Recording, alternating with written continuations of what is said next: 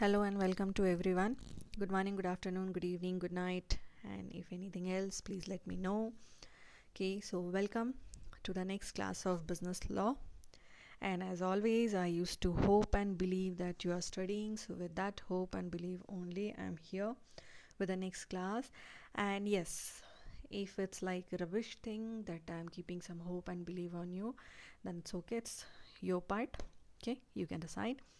So, now last class, if you remember, we have started a new thing that is called performance of a contract, where we have checked the types of performance, and then we have checked who can perform, and then we have checked what are the essentials of a valid tender. Those all things we have covered. Now in this class we are going to cover some small things. Okay, not so many, don't worry. First thing which we have to cover, that is contract which need not to be performed. So let's check out one by one. First we have when its performance becomes impossible. Okay, so see, there is a small difference. Okay, like if any agreement to do an act impossible in itself is a void one. Okay, from the starting only it will be a void one. But sometimes what happen when we enter into the contract, okay, that time it used to be valid, but afterwards it become impossible or unlawful. Okay, because of some reason or some event. Okay, promise could not prevent. Fine. So in that case, it will no, it's not necessary to perform. Now just a simple example from your last class. If the performance from the one party side was in personal nature, and now that party no longer alive, so in that case it will be the case of performance becomes impossible. Clear? Now the next one, when the party to it agree to substitute a new contract for or to rescind or alter it. Okay, so when the parties, okay, when the party to a contract, not any third party, please, okay, not the outer party, when the parties to a contract agree to substitute a new contract for it or to rescind or alter it, in that case original contract need not to be performed. Now rescind means you're officially stating that a contract is no longer valid because you have substituted the original one, you have substituted with the new one, or you have altered some terms and conditions. Okay, so the original one is now no need to be performed. Now just suppose take an example. Okay, A owes money to B under a contract. Fine. And now A, B and C has agreed, A, B and C, okay, has agreed that B shall accept C as his debtor instead of A. So what happened here?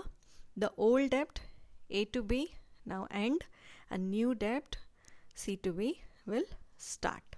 Okay, will be contracted. Clear? Now the next, when the promisee dispenses with or remits wholly or in part, okay, the performance of the promise made to him or extends the time for such a performance or accepts any satisfaction for it. Now while reading, I don't know, too much of clumsy, don't worry, with example we can make it more clear. Fine. Now just suppose take an example, you promises me to paint a picture of mine. Okay, and afterwards I am only going to tell you no, it's not necessary, leave it, I don't want any painted picture of mine. So in that case you are no longer bound to perform the promise. Okay, clear? Or just suppose you owes me rupees 10,000. Fine. And when you're on a given date and time, whatever, okay, you came and you were like, I have only 7,000 rupees right now and you're going to pay me 7,000 only. So I was like, it's okay, now I'm going to discharge the whole debt. Okay, no need to pay me the another 3,000. Now 10,000 equal to 7,000 over. Okay, so this is what happening part. Okay, in satisfaction of whole debt I am accepting the 7,000. Actually the whole debt was 10,000, but I am okay with the 7,000 rupees also. Clear? Now next we have to check when the person at whose option it is voidable rescind it. Okay, so remember voidable, we have gone for the fraud and all cases. Fine. If like your contract you have not made under the free consent, then in the option of one party it is going, the contract used to be voidable. So definitely in that case that party is not bounded to perform his obligations. Okay, next, when the promisee neglects or refuses to afford the promiser reasonable facilities for the performance of his promise. Okay, so if any promisee neglects or refuses to afford the promisee reasonable facilities for the performance of his promise. Now, like just suppose you and me again, today let give rest to A and B little bit. Okay, you and me contract where okay, maybe it hurts your self-respect. Leave it. Let's come back to A and B only. Fine. Just suppose A and B contracted. Okay, where A is supposed to construct a house for B, and B has to, okay, tell the place or point out the place, give the ideas, like tell him exactly how he want those things to get constructed. Okay, so if B is neglect or refuse to point out the place, fine, then in that case A is excused from the non-performance of contract, because it's not because of A, it is because of B. Fine. Then the next, when it is illegal. So very simple, nothing to discuss. When it is illegal, no need to perform at all, no need to kill anyone, no need to beat anyone, nothing, no such type of contracts. Okay, better to enter. Now here one thing I want to say, under the second type section I have missed, kindly make a note in your notebook, it is section 62. Fine.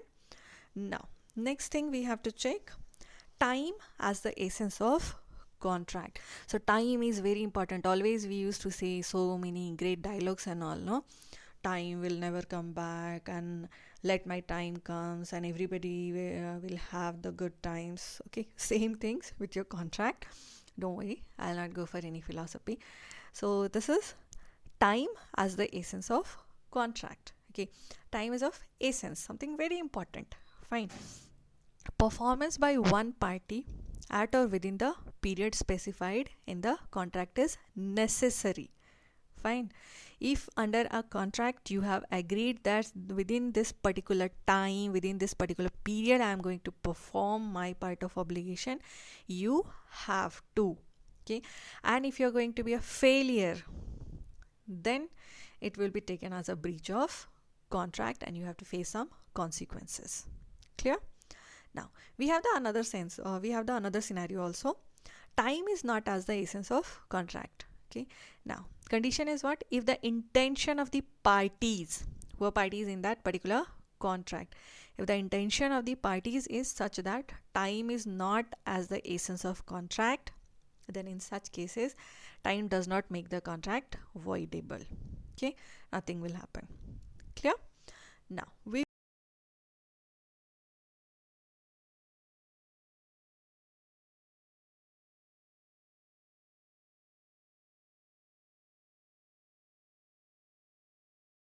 so now we will check rules regarding the time and place of performance of the contract. So very first we have performance within a reasonable time. So reasonable time, actually you have to keep in your mind, it depends upon the circumstances of the case, the usage of the trade, or the intention of the party at the time of entering into the contract. For example, we can take A and B again.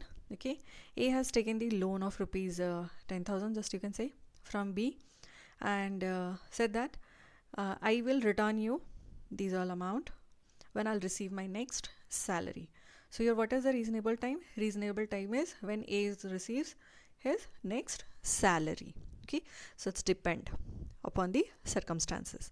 Next we have specified time and place for performance. Okay, so when a promise is to be performed on a certain day, fine, the promiser may undertake to perform it without application by the promisee. Promisee don't have to remind it. Clear? In such cases, promisor may perform the promise at any time during the usual hour of business. Okay, you have to keep in your mind your business hour.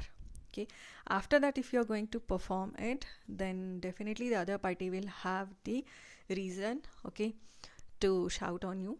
That means he will have the very nice reason to cancel the contract, okay, or to ask for the sum of the compensations. Okay, so that means when you have the time and place already specified, no need to wait for the call of promisee.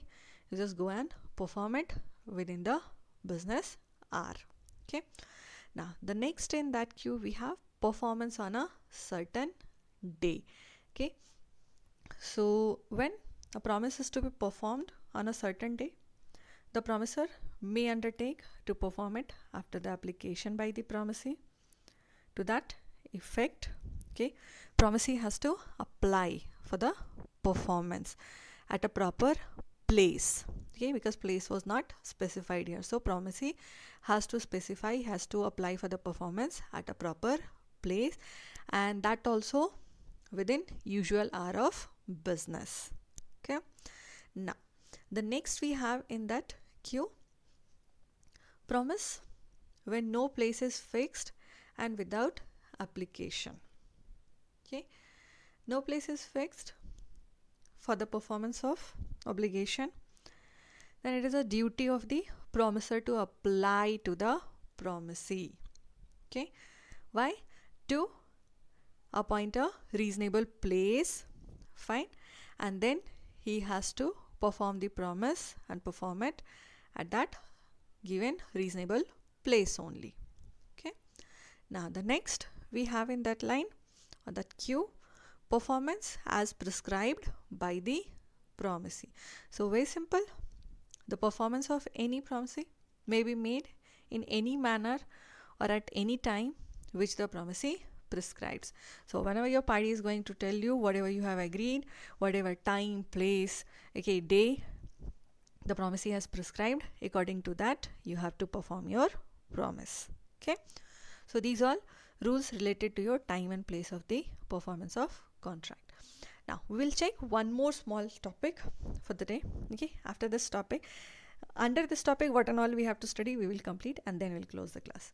Now next we have reciprocal promise. Fine, reciprocal promise, which comes under your section 2F of the Indian contract, which we will read definitely, defines a reciprocal promise as promises which form the consideration or part of the consideration for each other are called reciprocal promises.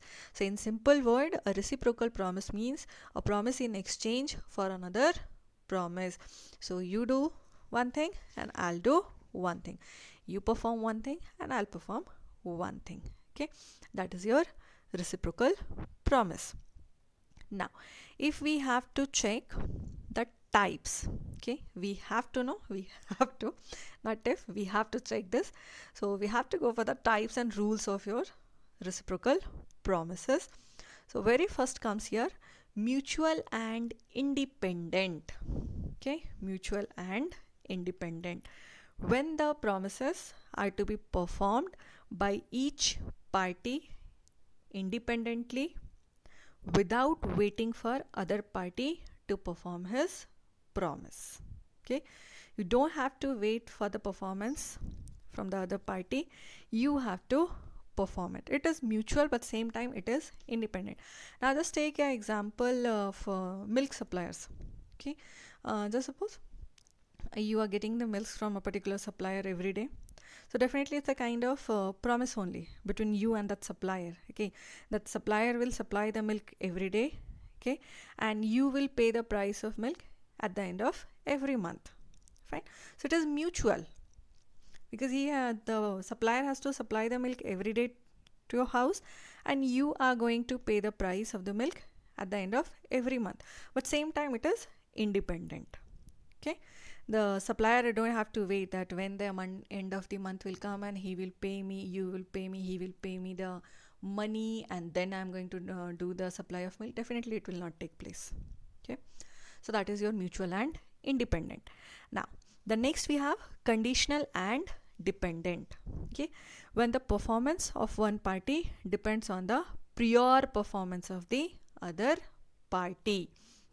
Okay, if I have to say in other words, what if the party who is liable to perform first, okay, if the party who is liable to perform first, if that party fails to perform, then definitely that party can't claim for the performance from the other party also. Okay, because it is the fault of first party. Okay, just suppose X and Y, we can take an example. Okay, X promises to Y that X will construct Y's house, but the condition is what? Y has to supply the cements and bricks and all requirement things. Okay, so it is conditional and dependent. Okay, X is not going to perform the promise until and unless Y is not going to supply the cements and bricks. Okay, so conditional and dependent. And the next we have mutual and concurrent. Okay, when the promises are to be performed simultaneously. Okay, that is, if the promisee is not ready or willing to perform his part, then the promiser should not perform his part either. Okay, and if we can take a very simple example, then all cash sales. Okay, all cash sales are the example of your mutual and concurrent. Simple, you can just recall your thing. When you visit to the shop, you ask for the items from the shopkeeper. We are taking actually second time this example. If you have gone with the older classes also, you are visiting to a shop and you are saying that I want that particular item, and shopkeeper is going to give you, and then you are going to do the payment. So what is happening here? Mutual, you have to do the payment and shopkeeper has to give the item, and at the same time it is happening. Okay, it's like they give from one hand and take from another hand. So these are your types and rules of reciprocal promise. So I think enough for the day. Okay, so till then, dank it. Okay, take care, have a nice day, enjoy.